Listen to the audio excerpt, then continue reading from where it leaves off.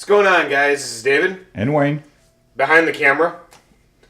And today, as you can see, the project guitar is now done. Hey. Yeah, you're telling me. So, Well, let's take it from the top. okay. So, as you guys can see, we're looking at headstock, right? This is a maple neck, rosewood fingerboard, regular dotted inlays, 22 fret. The heads, as you can see, the little DW in between the strings. There we go. And as you guys can kind of tell, there it goes. It's glitters a little bit. There you go. That's a good shot of it. Yep.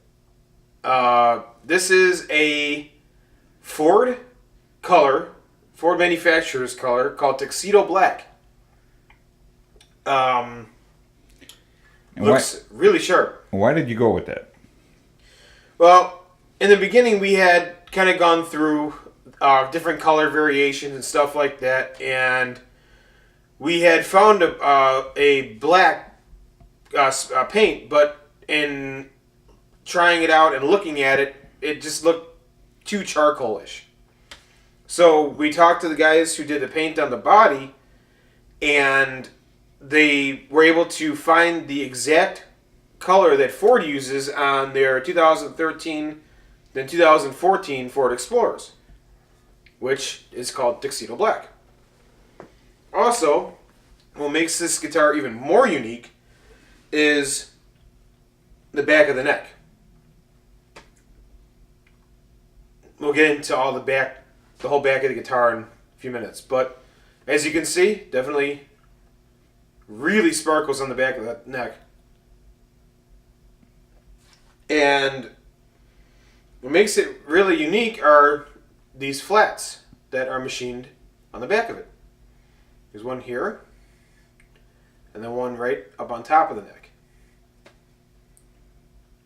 And why is that? Well, I love playing a really thin and fast neck. And I have, as you guys probably saw, a Ibanez Prestige, which has a Wizard 3 neck, if I'm not mistaken. And it's very, very, very thin. Well, the neck that we had was slightly thicker. So what we decided to do was take and mill a flat on the back of the neck. Well, 2 flats on the back of the neck. The first idea was only 1.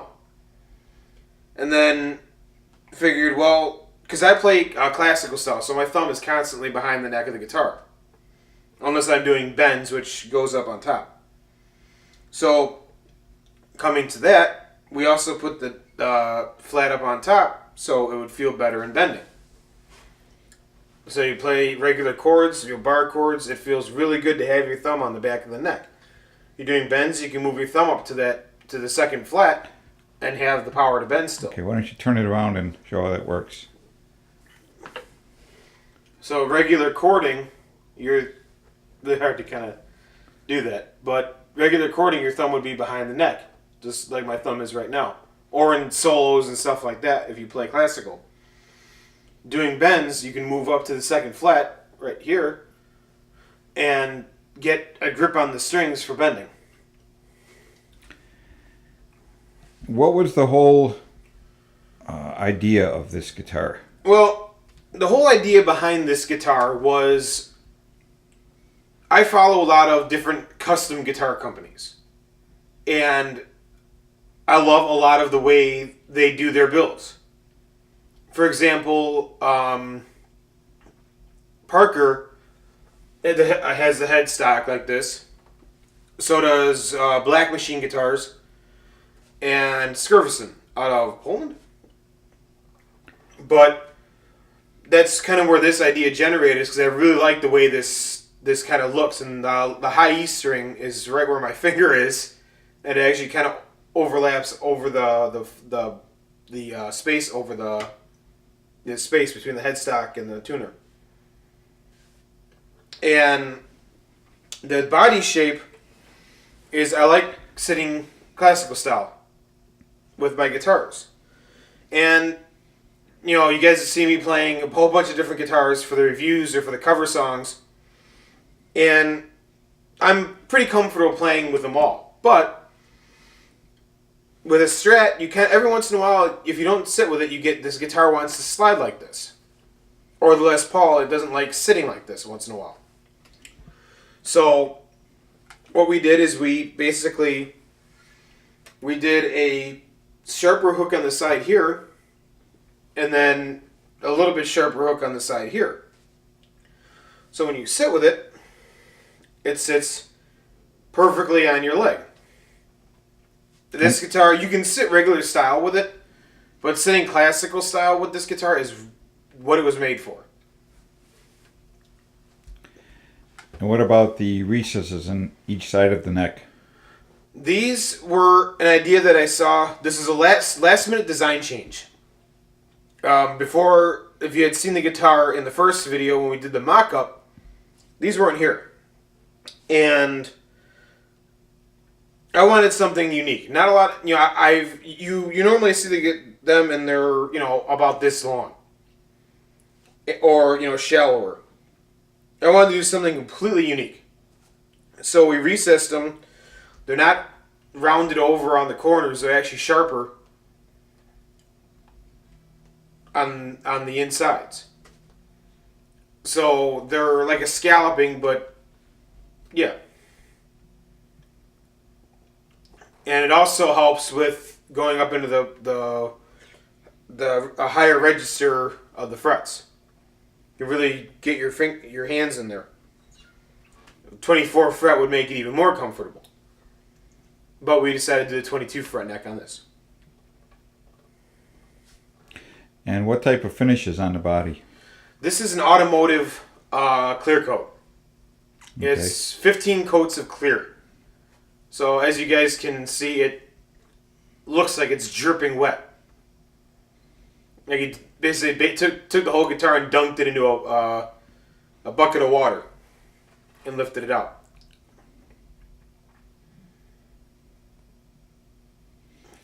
How about a little bit about the back? Well, the back of the guitar is extremely unique. Midwest Tooling, my dad's company, helped out a lot with the design changes and putting up with me doing the design changes and definitely helping along the process of it.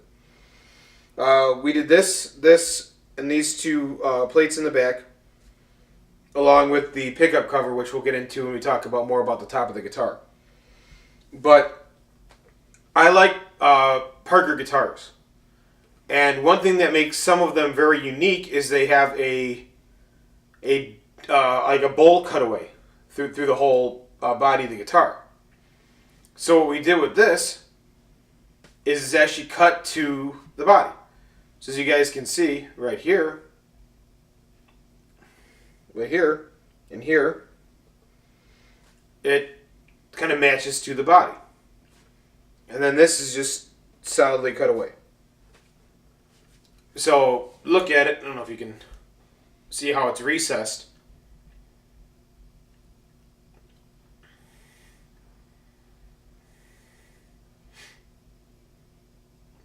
Okay. And that makes it extremely comfortable to sit or stand up playing. So, yeah. And the bridge? The bridge is a Hans Schaller bridge. Kind of ran across this from our tech over at Guitar Center Algonquin. And when we were originally coming up with the designs for this guitar, we were talking about different bridges and pickups and stuff like that we could use. And my idea at first was using a stop bar tailpiece, like an ABR stop tailpiece on a Gibson. But thinking on it more and more, our tech kind of brought up the idea of using a different bridge called a Hans Schaller. Now, what makes this really unique is each saddle is individual. And these are graphite saddles? I believe so. So it's really hard to tell from, yeah, you can see it. There's each screw here adjusts each individual saddle. So each string is separate from one another. It's not like an ABR tailpiece on a Gibson where you've got 2 screws on each side and that helps you level it or raise it up and down. And that's also a string through. Yes. So this part is the part that bolts the bridge into the guitar, and then this is where it strings through the body, which helps amazingly with the sustain and tonality of the guitar. And what have you found as far as the tuning goes? With the Fender locking tuners on this, plus this bridge, the tuning is awesome. Earlier on, this morning, I went and tuned the guitar down to standard D, DGCFAD. I dropped the tuning within, just straight to it. All I had to do is go back up to the 6th string and do light adjustments, and it was done. And I brought it back up to E, tuned it right to E, did a couple small adjustments on a couple individual strings, checked the tuning again, perfect. It holds tuning very, very, very well. And what about that pickup? This pickup is extremely unique. It's called the Lace Alumatone Deathbucker. Now, as you guys heard, it's got a very acoustic-like sound on clean channel.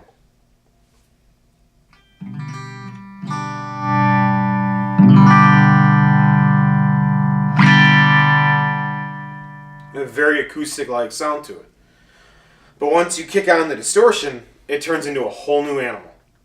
It really does sound cool. And your control? Single volume that we made at Midwest Tooling and Machining. And that's pretty cool because instead of just a solid steel piece, we did slots in each side or all the way around it and put O-rings on it. So you can grip it really easily for volume control as you're playing.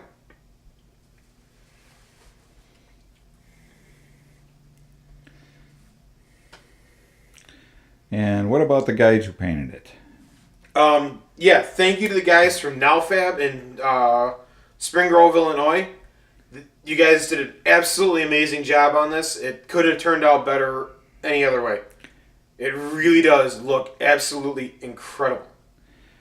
Yeah, Steve and Dave really put up with us through the whole process. Yeah, thank you so much for this.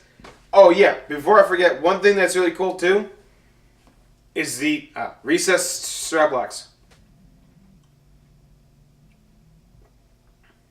So they're actually inside of the body of the guitar. And it's like that on the bottom as well. So if you're just sitting here staring at it in the stand, you don't see the strap locks.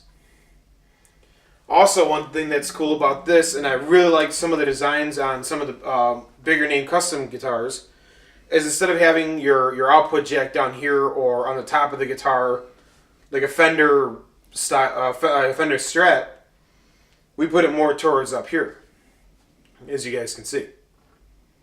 And it makes it really comfortable when you're playing live because you can string it right through. You can string the cable right through your strap, and it just fits perfectly in there. You don't have to have all this cable hanging off as you're trying to find the output jack here or in the body.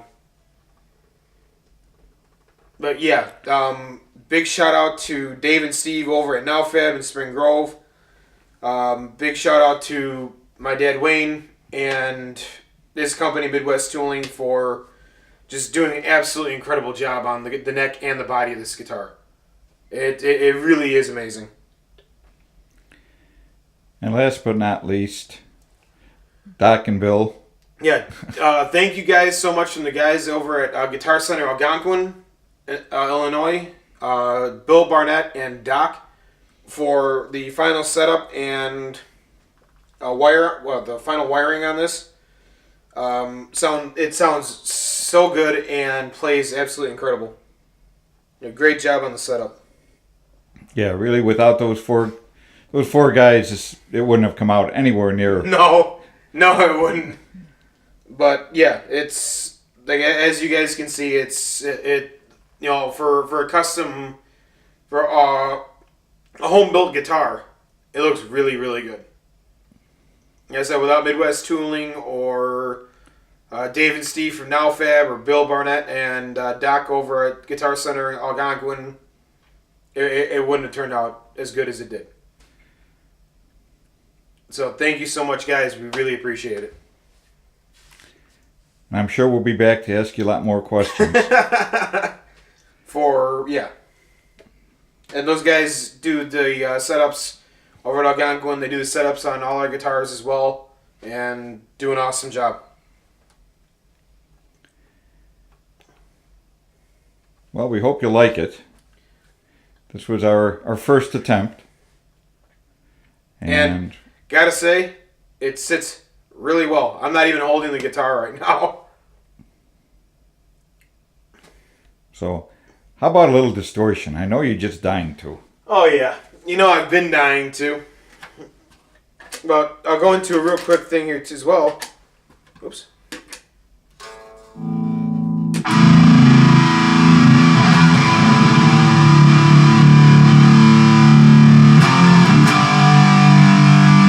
And it holds tuning perfectly. You don't have to...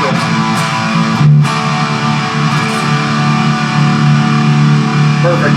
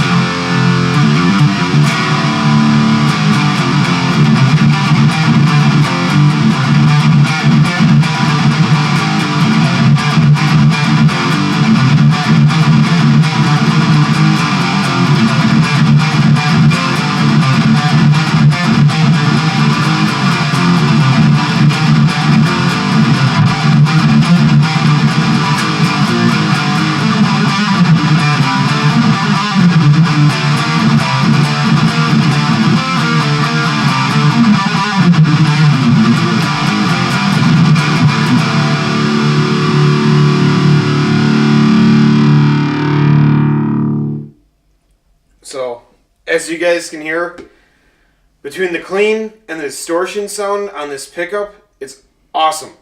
You go to clean and it's like playing an acoustic, kind of like playing an acoustic guitar. You go to distortion and as you guys heard, it's a completely new animal. It's really, really cool on how this pickup works. And it's passive too, so it's a very, very hot pickup. So, I hope you guys like it. And,